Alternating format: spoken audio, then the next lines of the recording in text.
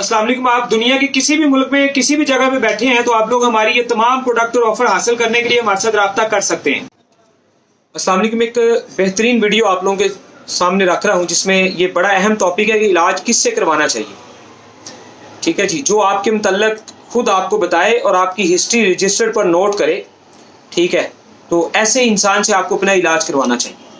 ये एक बड़ी खूबसूरत बात बताने जा रहा हूँ, इलाज किससे करवाना चाहिए। एक तो मतलब आप मुझसे इलाज करवा रहे हैं, अब ये मेरी एक बड़ी अहम जिम्मेदारी है, ठीक है, कि मैं आपका चेकअप करूं। चेकअप का तरीकाकार यानी कि सुबह का पहला यूरिन, उसकी तस्वीर पहले हम वो मंगवाया करते थे, उससे लोगों को बीमारियां बताते थे। फिर जो हमारे पास दवाखाने पे लोग आते हैं उनकी हम नब्ज़ चेक करते हैं। अच्छा, हिकमत में एक करिश्माती निज़ाम भी आ गया है, एक जिद्दत आ गई है। तो उसके हवाले से अब हम क्या करते हैं कि ये हाथ की बे वाली लाइन जो है इसे आपस में ऐसे बराबर